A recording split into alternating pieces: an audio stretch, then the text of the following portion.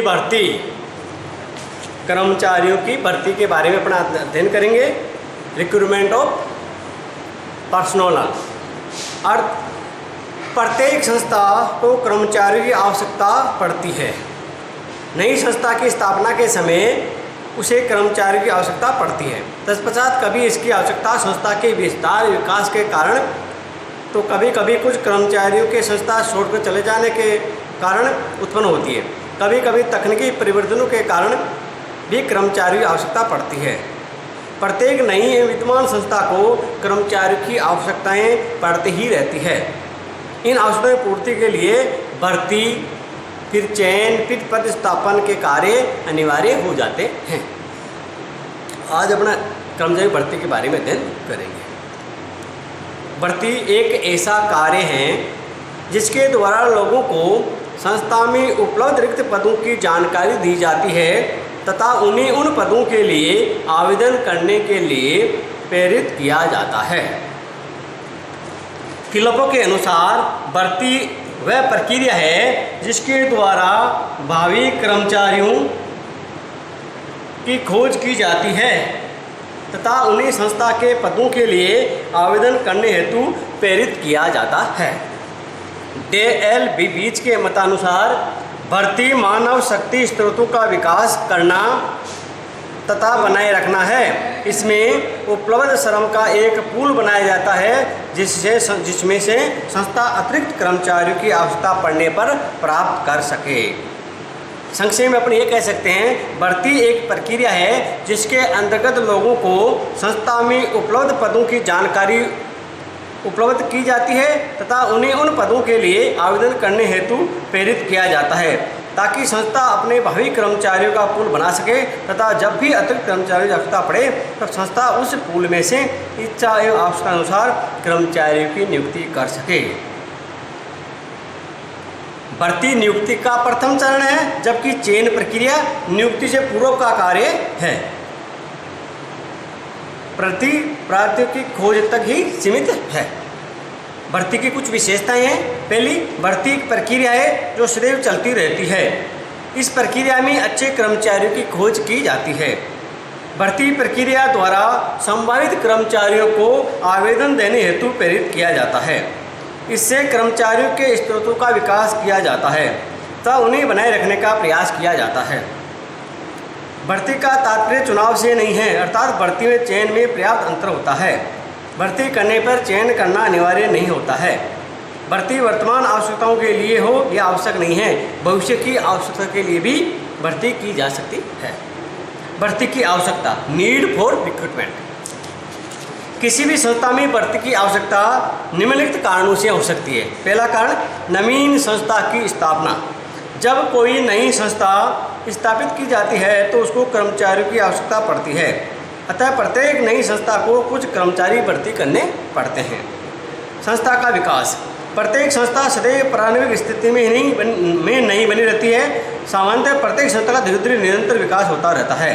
उसका बाजार क्षेत्र बढ़ सकता है तथा उत्पादित वस्तुओं की संख्या भी बढ़ सकती है, तब उस संस्था को और अधिक कर्मचारियों की आवश्यकता पड़ती है। कर्मचारियों का आवर्तन, कर्मचारियों के आवर्तन के कारण भी उनकी भर्ती की आवश्यकता पड़ती है। संस्था में जब कर्मचारी आते हैं तो उनका जाना भी निश्चित ही है। कुछ सेवानिवृत्ति के बाद जाते हैं, कुछ उनकी भावी मंजिल के लिए संस्था छोड़ जाते हैं। कभी कभी संस्था सभी अकुशल कर्मचारियों को निकाल देती है, फलतः नए कर्मचारियों की भर्ती की आवश्यकता पड़ती है। स्थानांतरण, कभी कभी संस्था अपने कर्मचारियों को एक विभाग से दूसरे विभाग में स्थानांतरित कर देती है। ऐसे में भी उस विभाग को नए कर्मचारियों की भर्ती करने की आवश्यकता पड़ती है।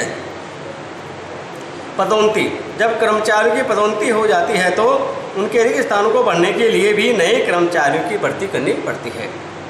तकनीकी परिवर्तन, कभी कभी तकनीकी परिवर्तन के कारण भी पुराने कर्मचारियों के स्थान पर नए कर्मचारियों की आवश्यकता पड़ती है। भावी आवश्यकताओं की पूर्ति के लिए कर्मचारियों की भर्ती वर्तमान आवश्यकताओं के लिए नहीं की जाती, बल्कि भावी आवश्यकताओं की पूर्ति के लिए भी की जाती है। जब भी कर्मचारियों की आवश्यकता पड़े, भर्ती किए गए कर्मचारियों में से चयन किया जा सकता है। भर्ती की प्रक्रिया, कर्मचारियों की भर्ती करने के लिए निम्नलिखित प्रक्रिया अपनाई जानी चाहिए। कर्मचारियों की प्रकृति को निर्धारित करना, कर्मचारियों की संख्या निर्धारित करना, तथा भर्ती के स्रोत निर्धारित करना। पहला है कर्मचारियों की प्रकृति का निर्धारण। कर्मचारियों की भर्ती करने के लिए सर्वप्रथम कर्मचारियों की प्रकृति को निर्धारित करना होता है।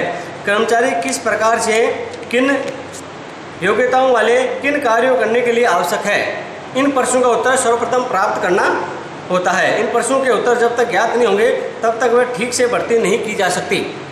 भर्ती किए जाने वाले कर्मचारी प्रकृति के सही प्रमाण निर्धारित करने के लिए सेवी वर्ग विभाग को निम्नलिखित 2 कार्य करने पड़ते हैं। पहला कार्य विश्लेषण, दूसरा विद्यमान कर्मचारियों का पुनरावलोकन। कार्य विश्लेषण भर्ती किए जाने वाले कर्मचारियों के सही प्रमाण, कर्तव्य, योग्यता, अनुभव आदि को निर्धारित करने के लिए सेवी वर्ग विभाग को सर्वप्रथम कार्य विश्लेषण करना चाहिए। कार्य विश्लेषण करके सेवी विभाग 2 बातें ज्ञात कर लेता है। प्रथम, भर्ती किए जाने वाले कर्मचारियों को कौन कौन से कार्य किन किन परिस्थितियों में करने होंगे। द्वितीय, उपयुक्त कार्यों को उन परिस्थितियों में करने के लिए कर्मचारी में किन किन योग्यताओं एवं क्षमताओं की आवश्यकता पड़ेगी। इन दोनों बातों को ज्ञात करने के लिए सेवी वर्ग विभाग को निम्नलिखित 2 विवरण तैयार करने पड़ते हैं। कार्य विवरण तथा व्यक्ति विशिष्ट विवरण। कार्य विवरण जब किसी विशेष कार्य का विवरण है। इस विवरण में यह दर्शाया जाता है कि भर्ती किए जाने वाले कर्मचारी को कौन कौन से उत्तरदायित्व निभाने होंगे। कार्य विवरण अत्यंत विस्तृत बनाया जाना चाहिए ताकि कर्मचारी के कार्यों एवं दायित्वों का पूर्ण स्पष्टीकरण हो सके। यदि संभव हो तो इन कर्तव्यों एवं दायित्वों को परिमाणात्मक रूप से स्पष्ट करना चाहिए। दूसरा है व्यक्ति विशिष्ट विवरण।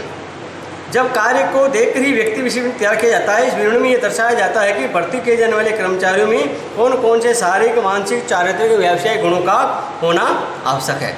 इस प्रकार कार्य विश्लेषण की संपूर्ण प्रक्रिया से ज्ञात हो जाता है कि भर्ती किए जाने वाले कर्मचारियों को कौन कौन से कार्य तथा दायित्व निभाने होंगे तथा उन कार्यों दायित्व पूरा करने के लिए उनमें कौन कौन सी योग्यताओं की आवश्यकता पड़ेगी। दूसरा है विद्यमान कर्मचारियों का पुनरावलोकन।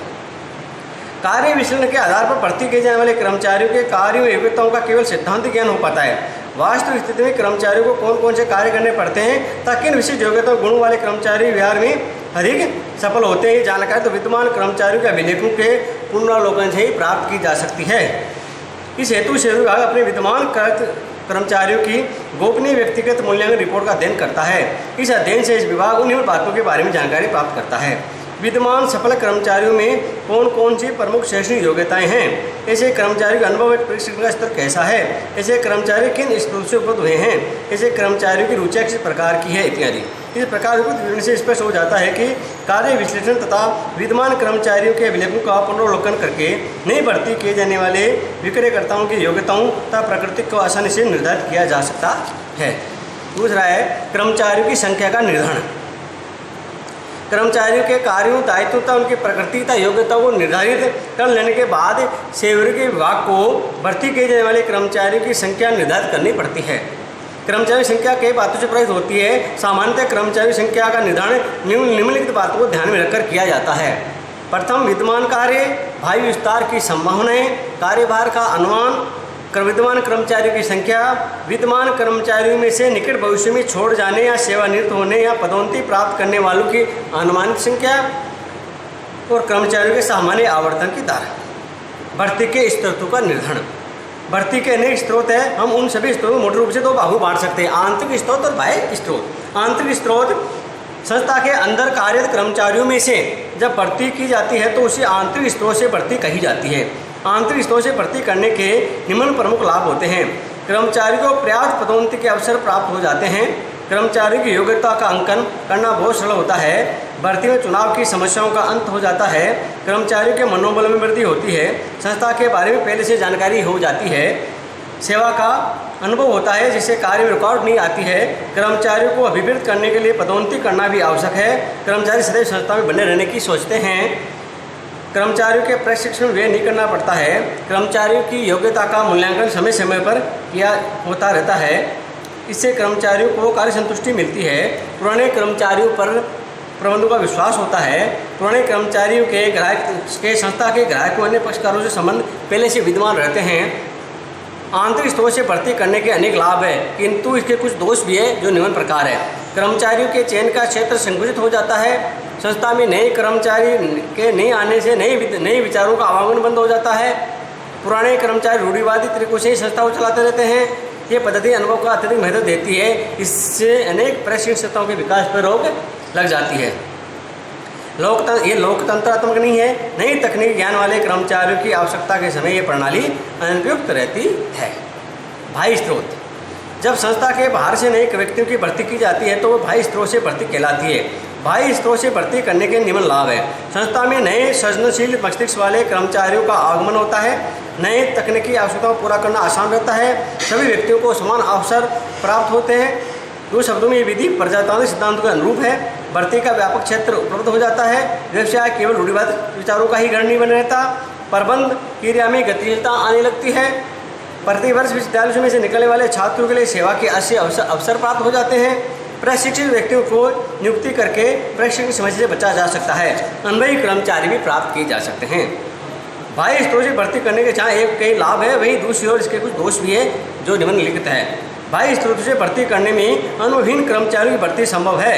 अनुभवहीनों की भर्ती की दशा में प्रशिक्षण की समस्या खड़ी हो जाती है। इससे संस्था के कर्मचारियों के लिए कोई प्रेरणा नहीं रहती है। संस्था के कर्मचारियों का मनोबल गिरता है।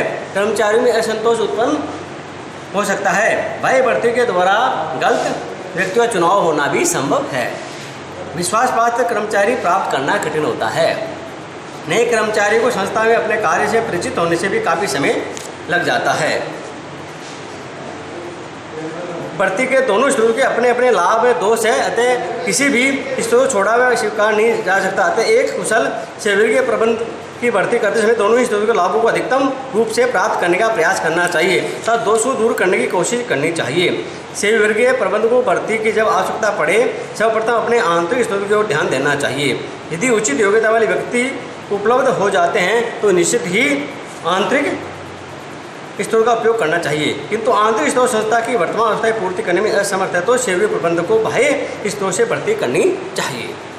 यदि किसी भी कारण से आंतरिक स्रोत को ध्यान में रखकर नहीं रखा तो इसके गंभीर परिणाम उत्पन्न हो सकते हैं। अच्छे सेवकीय प्रबंधकों का भी यही कहना है, आंतरिक बाह्य दोनों ही स्रोतों का आवश्यकता अनुसार पूर्ण प्रयोग करना चाहिए, जिससे संस्था की सफलता सुनिश्चित की जा सके। Thank you.